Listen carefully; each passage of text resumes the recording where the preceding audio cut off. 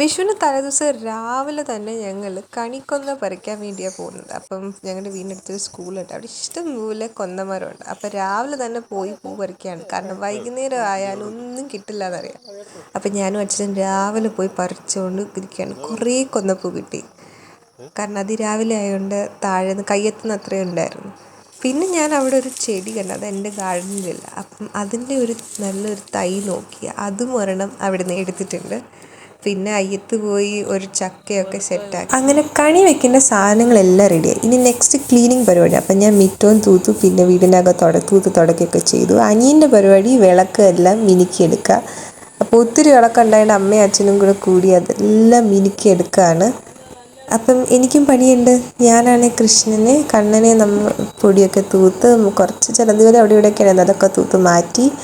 പിന്നെ ഞാൻ അങ്ങനെ അടുത്ത ദിവസം രാവിലെ തന്നെ 4 മണിക്ക് തന്നെ മുന്നേ എണീറ്റ് കണിയൊക്കെ കണ്ട് അമ്പലത്തിൽ പോകാൻ വേണ്ടി റെഡിയാവാണ്. കാരണം ഞങ്ങളുടെ അടുത്ത അമ്പലത്തിൽ ഭയങ്കര തിരക്കാണ്. അപ്പോൾ ഇതാണ് അമ്മ റെഡിയാക്കിയ വിഷുക്കണി. അപ്പോൾ കണ്ടോ, നേരം പുലർന്നിട്ടില്ല, ഇട്ടത് ഞങ്ങളെല്ലാവരും റെഡിയായിട്ട് കണി കാണാൻ പോവാണ്. അപ്പോൾ അവിടുത്തെ തിരക്കാണ് ഈ കാണുന്നത്. ഒരു 7 മണിയൊക്കെ ആയിക്കഴിഞ്ഞാൽ പിന്നെ ഇവിടെ ഒരു 2-3 മണിക്കൂർ ക്യൂ നിന്ന് നമുക്ക് കണി കാണാൻ പറ്റില്ല. അതുകൊണ്ടാണ് ഇത്ര നേരത്തെ പോകുന്നത്. അങ്ങനെ ഞങ്ങൾ ഒരു 20 മിനിറ്റൊക്കെ ക്യൂ നിന്ന് കണി കണ്ടിട്ടുണ്ട്. തിരിച്ച് വീട്ടിലെത്തി. അപ്പം ഞാൻ എൻ്റെ വീട്ടിൽ വെച്ച കണിയുടെ ഒരു ക്ലോസപ്പ് കാണിക്കാം കേട്ടോ. അങ്ങനെ ഇനി അടുത്ത നമ്മുടെ നെക്സ്റ്റ് മെയിൻ സംഭവം വിഷു കൈനീട്ടമാണ്. അതിന് അമ്മൂമ്മ എടുത്ത് വന്നേക്കുകയാണ്. ഞങ്ങൾ കൈനീട്ടം മേടിക്കാനായിട്ട്. അമ്മൂമ്മ ഇങ്ങനെ പൈസ നോട്ടിങ്ങനെ അടുക്കി വെച്ചേക്കുവാണ്, ഓരോരുത്തർക്കായിട്ട് ഇങ്ങനെ കൊടുക്കാൻ വേണ്ടിയിട്ട്.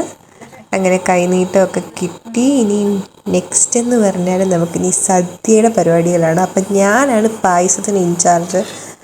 അങ്ങനെ സദ്യയുടെ ടൈമുമായി. നമ്മൾ കണ്ണനൊക്കെ ചോറൊക്കെ സദ്യയൊക്കെ വിളമ്പി കൊടുത്തിട്ടുണ്ട്. നമ്മൾ കണ്ണന് കൊടുത്തിട്ടാണ് കഴിക്കാറുള്ളൂ. അങ്ങനെ ഞങ്ങൾ സദ്യ കഴിച്ചു. അപ്പം ഇതാണ് ഞങ്ങളുടെ സദ്യയുടെ വിഭവങ്ങൾ. അപ്പം ഇത്രയും ഉള്ളായിരുന്നു.